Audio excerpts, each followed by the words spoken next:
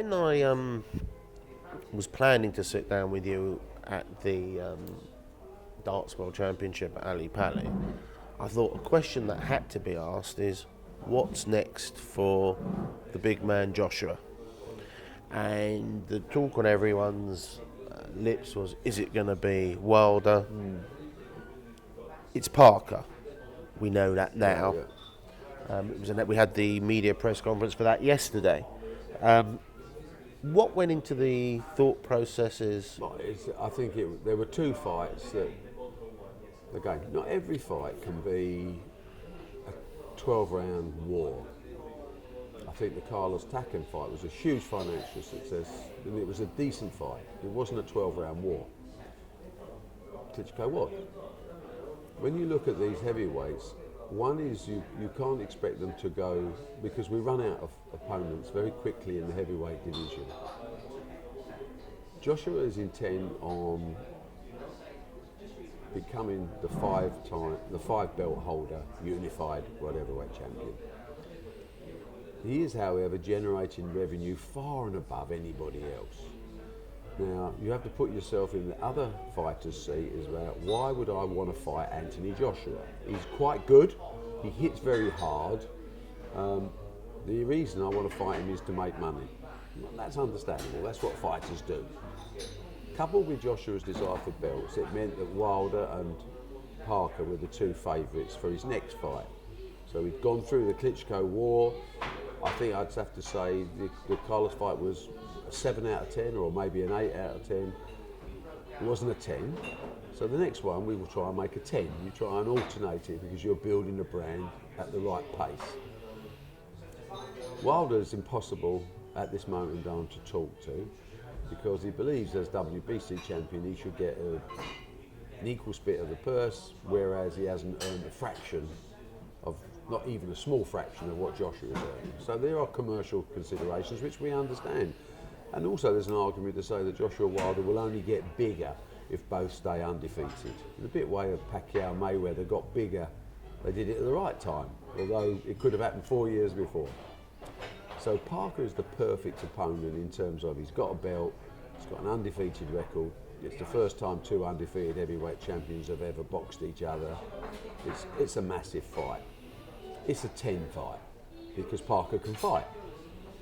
Now, you don't want to look beyond it, but from a boxing point of view, from a business point of view, you have to look beyond it because you have to plan the next stage.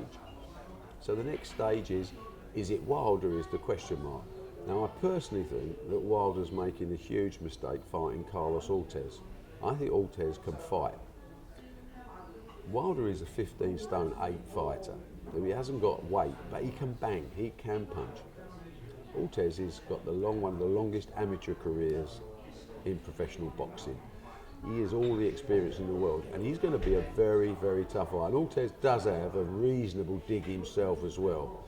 I think that's a 50-50 fight. Really? Now, if Ortiz beats Wilder, the Ortiz fight is much easier to make, but it's not perhaps the same drama of going to America and boxing the American on home soil and unifying. That's one of the huge fights. So we have to wait and see how that fight develops. I doubt very much if Joshua's next fight after Parker, should he be successful, I doubt very much it will be Wilder. One, I think I'd prefer the fight to be built longer if Wilder's as good as we think. Joshua would fight him tomorrow because he wants the belts by the end of the year, but not at the price of giving anybody a stupid deal, because we at Matchroom don't give stupid deals. We give value deals. Parker came to our terms in the end, and he's getting a lifetime high purse, 5, 6, 7 times what he's ever earned before, and actually I think he's worth it. So everybody's happy. Wilder at the moment would not be a good time to negotiate, but at the same time, if he beats Ortiz, his value does go up because Parker hasn't really fought anybody, to be truthful, in his career of wars.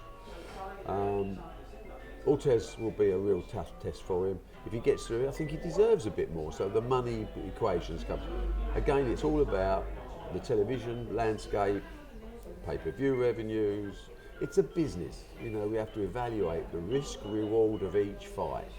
I've got Anthony Joshua not worrying about risk reward. He wants the belt, but our job is to make sure that he's covered and that he's going to maximise his earnings, and he does listen. So that's their side. There are 2 or 3 other heavyweight fighters out there. There's the elephant in the room, of course. Well, yeah, but he's not a heavyweight title contender at this moment in time. And talking the talk is one thing, but actually producing the goods is another. There's no point in calling someone out on social media when you haven't got a boxing licence. The British Boxing Board of Control, I'm sure, will insist on a number of physical and mental checks before they grant that licence, and that may well take some time. Plus, of course, he hasn't boxed for 2 years, so he needs... There's all this talk about, I'll come straight in with you. Lovely. You know, Anthony Joshua would fight him next week. But not really the right way to do it. I mean, ideally, I'd like to see Tyson Fury have at least 1, possibly 2 warm-up fights to show he's real. I can't take a chance on staging a fight featuring a fighter that may not turn up on the night. And that's my one doubt. You know, it's all very well talking about it, but we need to say, you know, at the level we're working at and the revenues involved, I need assurances this is real. And again, it comes down to the financial splits and who expects what. Tyson Fury says he wants 60% because he's a big star. It's laughable. You may as well just, you know, I don't mind exaggeration. I'm a promoter, but let's try and keep it mostly simple. That's a massive, massive fight. If it's done the right way at the right time and both people are in the right physical condition and mental condition to take the fight, we do it in a heartbeat.